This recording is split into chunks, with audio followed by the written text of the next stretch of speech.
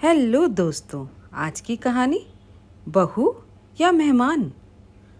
आपको जो भी बोलना है सबके सामने बोलो।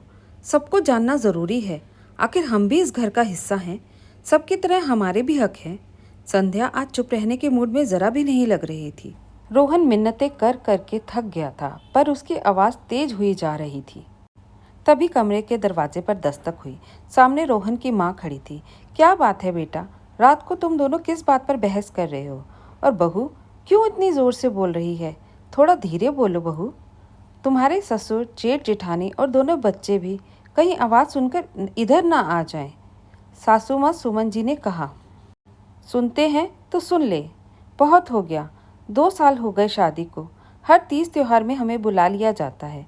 ऊपर से मेरे पति को जब भी 2-3 दिन की छुट्टी मिलती, बस इनके कदम घर की ओर बढ़ जाते। यहाँ आकर इनके तो मज़े रहते, सब मुसीबत मेरे सर माथे। संध्या का दिल किया सब सासू माँ के पास उगट दे, पर मर्यादा देख चुप रही। सासू माँ के जाते चादर तान कर सो गई संध्या। ऐसी बिल्कुल नहीं थी, पर वो 2 साल से देख रही थी। पूरे घर में एक कमरा उसके नसीब में नहीं। 3 कमरे कहने को, एक माता पिता का, एक जेठ जेठानी का और तीसरा रोहन संध्या का। एक बड़ा ड्राइंग रूम है जिसमें एक बिस्तर लगा है। कोई आया तो उधर नहीं तो किसी और के साथ व्यवस्था कर दिया जाता। रोहन अपनी नौकरी वाली जगह रहता, जहाँ से जब भी मन करे घर आ सकता था, क्योंकि 2 ही घंटे का सफ़र जो करना होता था। शुरू में संध्या ने कोई भी शिकायत नहीं की, पर अब बार बार आने की वजह से उसने सोचा अपने कुछ कपड़े यहीं छोड़ जाऊं। पर पूरे घर में एक अलमारी सास ससुर की और बाकी पूरे घर की अलमारियों में जेठानी जी ने कपड़े कागज भरकर रखे हुए थे।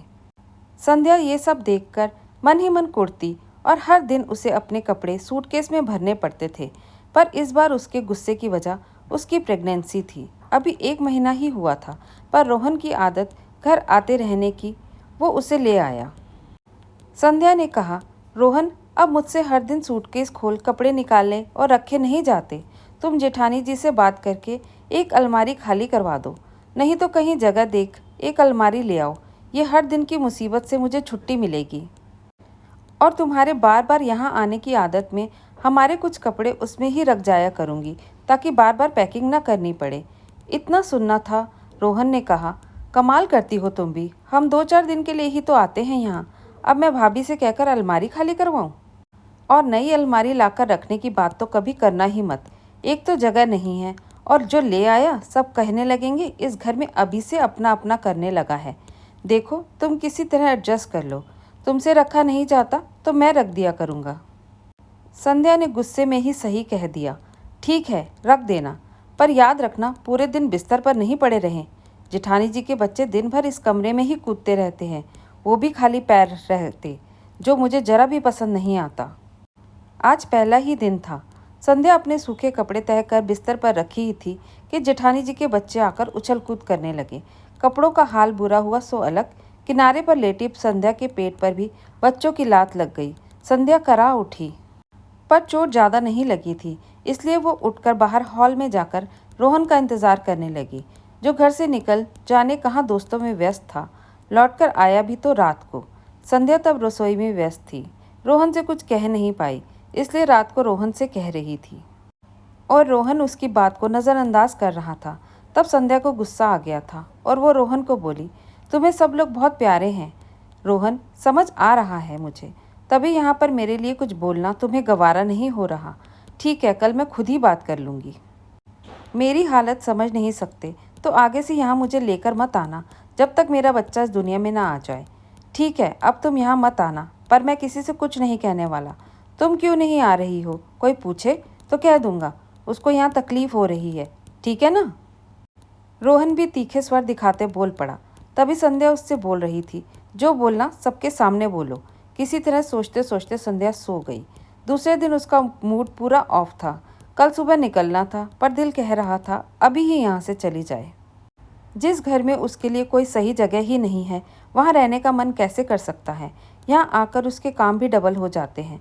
जरा सा आराम करना चाहे भी तो कर नहीं सकती, रसोई से ही फुर्सत जो नहीं मिलती।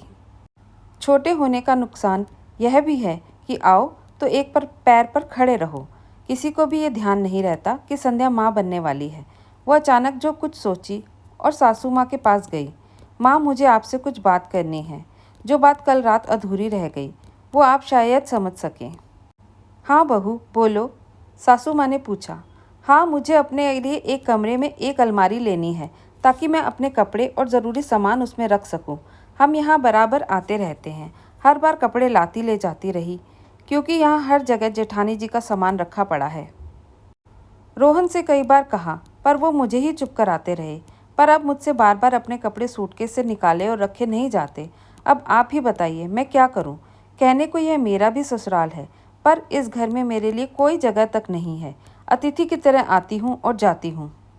मेरा भी मन होता इसे अपने घर जैसा महसूस करूं। अगर कल को मैं यहाँ नहीं आऊँगी तो मुझे गलत मत समझिएगा। संध्या ने अपनी बात कह दी। सासू माँ कुछ सोचते हुए बोली, छोटी बहू, बड़ी बहू को इस घर में रहते 12 साल हो गए हैं। रोहन हॉस्टल में रहता था। कभी कभी आता तो अपने भाई के कपड़े भी पहन लेता था, इसलिए उसके कपड़े भी उसके भाई के साथ रख दिए जाते थे। अब 2 साल पहले जब तुम आई, हम में से किसी ने भी यह नहीं सोचा कि इस घर में तुम्हारे लिए भी जगह बना देनी चाहिए। रोहन ये सब कभी नहीं बोल पाएगा, ये तो मैं समझ गई। तुम चिंता मत करो, जिस कमरे में तुम रहती हो उसमें तुम्हारे लिए जगह करवाती हूँ। सासू माँ जेठानी को बुलाकर समझाते हुए बोली, बड़ी बहू, छोटी बहू के लिए भी इस घर में जगह तो रखो।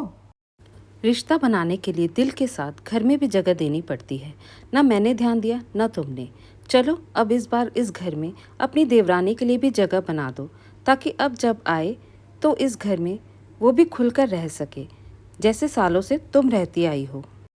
जेठानी जी को जरूर थोड़ा बुरा लगा कि पूरे घर में जिसका आधिपत्य था, एक कमरा और अलमारी देवरानी के सुपुर्द करना पड़ेगा जब भी वो आएगी। बहुत घरों में जो पहले से ही रह रहे होते हैं, वो पूरे घर पर अपना आधिपत्य समझ लेते हैं।